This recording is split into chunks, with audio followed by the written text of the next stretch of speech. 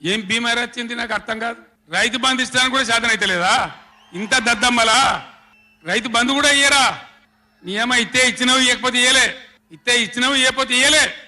అన్నదాతలను పట్టుకొని రైతులను పట్టుకొని రైతు బంధు అడిగాను చెప్పుతోని కొట్టున్నట్టవా?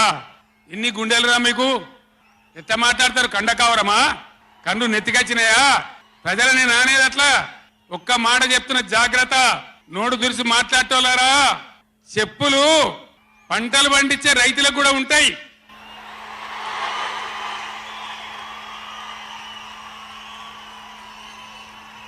రైతుల చెప్పులు ఎట్లుంటాయి? బందోబస్తుకుంటాయి. బాగా రైతుల చెప్పులు ఎట్లుంటాయి? బందోబస్తుకుంటాయి, గట్టిగా ఉంటాయి. ఒక్కటే చెప్పు దెబ్బతో మూడు పళ్ళు ఊసిపోతాయి. దానికోసమైనా మీరు అడిగేది? ఇది మర్యాదనా? ఇది గౌరవమా? ప్రజలను గౌరవించే పద్ధత?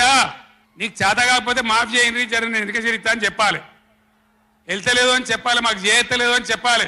కానీ అడిగిన చెప్తోని కొట్టాలి. కేసీఆర్ సెలవు నల్గొండ అంటే కేసీఆర్ను తిరగనీయం. ఇంత మగోళ్ళ కేసీఆర్ను తిరగనియారట. తెలంగాణ తెచ్చిన కేసీఆర్నే తిరగనియారా? ఏమి చేస్తారు? చంపేస్తాడద్దా? చంపుతావా?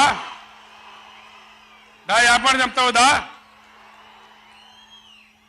కేసీఆర్ని చంపి మీరు ఉంటారా? ఇది పద్ధత? ప్రతిపక్ష పార్టీ తప్పకుండా ప్రజల సమస్యల మీద వస్తుంది, ప్రజల మధ్య అడుగుతుంది, వాదన చెప్తుంది. నీ దమ్ముంటే మేము చేసిన దానికన్నా ఇంకా మంచిగా చేసి చూపి, కరెంటు మంచిగా చూపి.